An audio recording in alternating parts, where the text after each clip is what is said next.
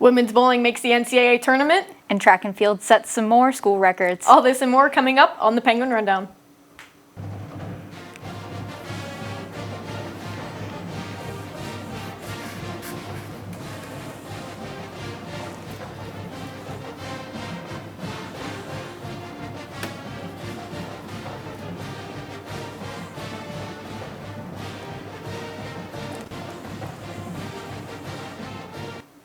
Hello everyone, welcome into the Penguin Rundown. I'm Katie Rogers-Videla alongside Kelsey Norris. And in case some of you guys at home haven't noticed, we have a new addition to our set today. We feel very official now. Yes, we do. We have a new sign. But besides a good addition to our set, our YSU sports teams, they've been doing really well too. Softball's been heating up really well, and so has bowling. Women's bowling, they made the NCAA tournament, made the Final Four. What an accomplishment for them, but that's where we're going to get us started today with some bowling. Yeah. The women's bowling team made history as they competed in the National Collegiate Women's Bowling Championship for the first time since the program debuted at YSU. To start off the championship tournament, the women beat Louisiana Tech and Fairleigh Dickinson to earn a spot in the regional final. The Penguins earned a dramatic win as they came from behind Sam Houston to win Region 4 in the championships. This win secured the women a spot in the Final Four. The women's bowling team closed out their historic season by finishing in 4th place after losing their final match to top-seeded McKendree and Arkansas State. A few bowlers earned honors for their standout performances at the NCAA Bowling Championship. Senior Sarah Florence won the Elite 90 Award for having the highest cumulative grade point average of the student athletes participating in the finals. Florence has a 4.0 GPA and also averaged 191 in traditional play this season. She had the Penguins' best game of the NCAA tournament with a 257 against Fairleigh Dickinson. The other bowler to win an award for her performance was junior Emma Wren. Wren earned NCAA All-Tournament and All-Region honors. She averaged 198.35 in traditional play during the school season, while she posted a school record of 28 games with at least 200. Wren led the wins in Baker frame average and fill percentage, and also earned 4 top 20 finishes this season. At the NCAA tournament, Wren averaged 201.6 in traditional play and posted a 225 in the Final Four match versus McKendree. We want to congratulate the women's bowling team on their historical season and wish them the best of luck next season. The YSU women's softball team won 3 of 4 this past weekend versus the Green Bay Phoenix. On Friday, the team took the first matchup by a score of 3-0. Ellie Buffenbarger pitched a complete game shutout while only giving up 2 hits and striking out 13 batters. Then in the second game on Friday, the Gwins lost 6-5 in extra innings. Senior Day took place this last Saturday as the women swept Green Bay by scores of 3-1 in Game 1 and 2-0 in Game 2. In the first game on Saturday, senior Elizabeth Birkbeck went 2 for 3 and drove in the go-ahead run in the bottom of the 6th inning. Then in the nightcap, Maddie Lusk fired a 4-hit complete game shutout with 4 strikeouts for her 10th win of the year. This puts the Penguins 23-9 overall and 16-4 in the Horizon League. Their next matchup is a 4-game series next weekend versus Oakland. The YSU baseball team took the trip up north to Milwaukee to take on the Panthers in a 4-game series. YSU ace Colin Floyd started on the bump in Game 1. Floyd broke the YSU strikeout record in his last start against UIC, recording 266 career strikeouts. Floyd also broke the all-time starting record at YSU with his 50th career start in Game 1 against Milwaukee. Floyd was a strikeout king in the outing as he recorded 12 Ks in 7 complete innings. The Penguins took Game 1 of the series behind Floyd 2-1. The Penguins continued their momentum in Game 2, getting 11 hits and 7 runs to defeat the Panthers 7-4. But they would fall in Game 3 of the series in a nail-biter 7-6. The series final on Sunday was another close contest as Milwaukee battled back down by 6 runs to tie it up late in the ballgame. The series finale went to extra innings, and Milwaukee hit a walk-off grand slam in the 10th inning to win the game. YSU and Milwaukee split the weekend series. The Penguins will be back in action tomorrow as they take on Northern Kentucky. First pitch is set for noon on Friday.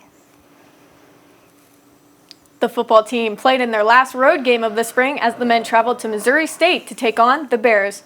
YSU went into halftime only down by a score of 7-3, but was defeated 21-10.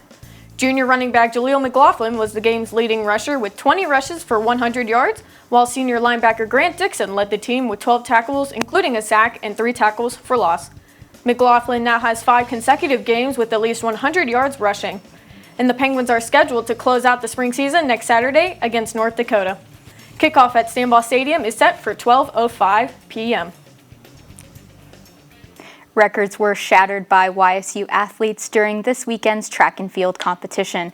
They competed in the Miami Hurricane Alumni Invitational in Miami, Florida. On day one, sophomore Erin Bogart set the school record in pole vault, clearing the bar at 3.95 meters. She beat the program's previously best height of 3.90 meters, which she'd set herself at last week's meet. Sean Peterson broke a 19-year school record winning the 800-meter event. It was previously held by Kurt McAllis.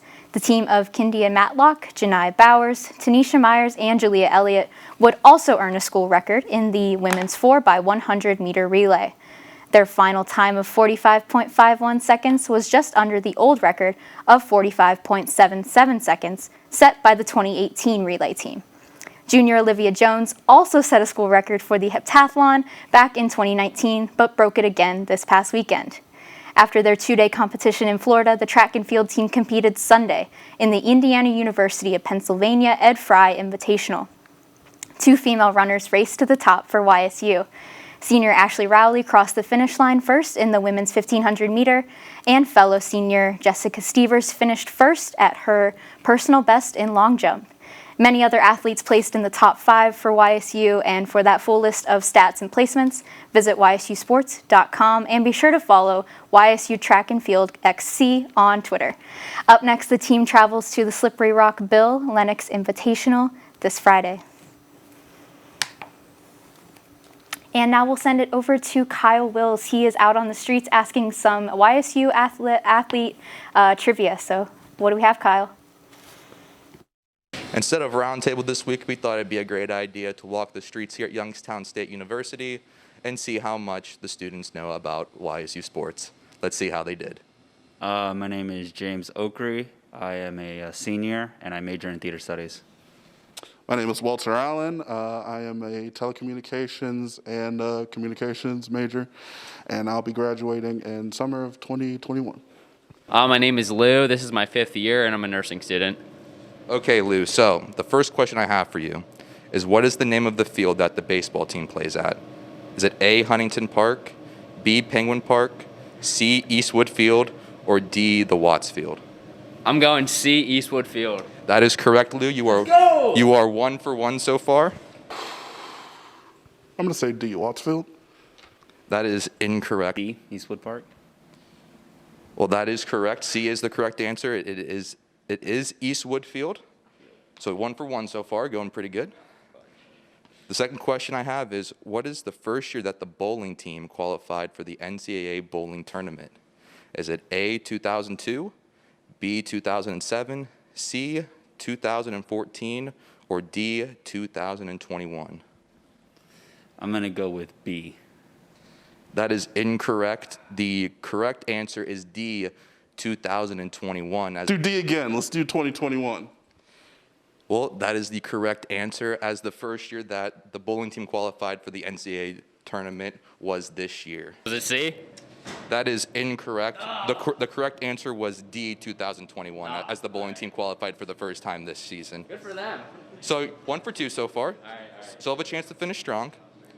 The third question I have is, what team did the football team face in the 2016 FCS championship? Is it A, North Dakota, B, James Madison, C, Illinois State, or D, Samford? I'm going to go North Dakota. That is incorrect. You were close. The correct answer was B, James Madison. I'll go with A. That is incorrect. You were close. The correct answer is B, James Madison. 2016 national champion. I believe that's James Madison B. That is correct. The correct answer was B, James Madison. Walt, you are 2 for 3 so far with 2 more questions left. Let's go. The fourth question I have is, what year did YSU join the Horizon League? Was it A, 1991, B, 1998, C, 2001, or D, 2003? Stating back a little bit. I'm going to say D, 2003. That is incorrect, but you were close. The correct answer what year did YSU join the Horizon League is C, 2001. Let's go with C. That is correct. I'm going to go C. That is correct. The correct answer was C, 2001. Well, you finished 2 for 5. Not a terrible performance, but I'd like to say thank you for participating in our YSU trivia. But James, you finished 2 for 5. Not terrible. You know a decent amount of the YSU history, so thank you for participating. Thank you for having me. Lou, you finished 2 for 5, so All right. tied for the best score out of the 3 people that we have so far, and thank you for participating. Yeah, no problem. Thank you for. The men's tennis team fell on the road at Cleveland State this weekend, dropping to a 6-1 decision both Saturday and Sunday. Sophomore Will Everett was the lone YSU player to pick up a singles win on both Saturday and Sunday. Their loss snapped the Penguins' 6-game winning streak, but they will be back on the road April 24th and 25th, where they face off against the Northern Kentucky Norse. The women's tennis team faced off against UIC this past weekend as both teams entered the weekend undefeated in Horizon League play. On day 1, the women dropped the ball, losing to the Flames 7-0. This loss only fueled the Gwins to do better. The following morning, Tamara Tufel and Cecilia Rosas bit back with straight-set wins in singles play. This led the Gwins to prevail with a hard-fought 4-3 win over UIC to finish off their weekend. This brought their record to 14-8 overall and 7-1 in the Horizon League. The women's lacrosse team was back in action this past weekend as they rematched against Akron but dropped the contest 14-13 at Farmers National Bank Field. 7 Penguins found the back of the net in the 13-goal outing with Lindsay, Ottensmeyer, and Vaudry all having multiple goal performances. Lauren Ottensmeyer led the Penguins with 5 goals while posting a team-leading 6 shots on goal. Ottensmeyer also scooped up 5 draw controls and a ground ball. Goalkeeper Alicia Wells posted another fantastic stat line with 15 saves on 29 shots while adding 3 ground balls. Up next, the Penguins will be back in action this Saturday against the Detroit Mercy Titans, completing their 2-game homestand at Farmers National Bank Field. First draw is scheduled for 6 p.m. and you can watch it all on ESPN+. The women's golf team competed at the Dolores Black Falcon Invitational in Bowling Green, Ohio last weekend. The team finished tied for 10th place overall with a 2-round team score of 629. Senior Caitlin Shutt and sophomore Danae Rugula both recorded 2-round totals of 156 and finished tied for 26th. Shutt had a nice second-round score of 78 that included 10 pars and a birdie. Rugula's second-round score of 77 was done by scoring 10 pars with 2 birdies, and she was just 1 over par after the front 9. The women's golf team will have one last match before the Horizon League Championships as they host a dual match against Cleveland State this Saturday. That'll be at the Youngstown Country Club. The men's swimming team competed at the Horizon League Swimming Championships this past weekend. The team set 4 school records on the first day of the swimming portion of the Horizon League Championships at the IU Nauditorium. Senior Ben Ginger and freshman Gavin Webb had record-setting performances in both the prelims and the finals. This past Friday, the men's swimming and diving team had another strong day, where the Penguins set 2 relay and 5 individual school records. Ginger had the best individual finish of all the record breakers, finishing 6th in the 100-yard breaststroke with a time of 55.05 seconds. That was the highest finish by a YSU swimmer at the league meet in school history. In the 200 freestyle, Darren Lang set the school record with a time of 1 minute and 41.92 seconds.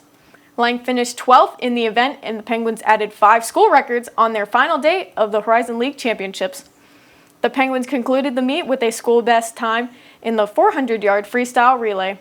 The Penguins posted a time of 3 minutes and 2.86 seconds, breaking the previous mark by almost 5 seconds.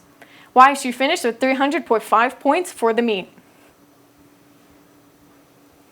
And now we will send it over to Caleb Ellison, who has this week's Penguin Play of the Week. Caleb, take it away. Thanks, guys. The Penguin Play of the Week this week is going to come from freshman outfielder Avery Schumacher of the softball team. Let's take a look at what happened. Here she is. She steps up in a tie game, bottom of the sixth, a runner on second, and she hits it to the opposite field. It falls in front of the left fielder, and the runner from second coming around slides in safely. And Avery even advances to second. Nice heads up base running.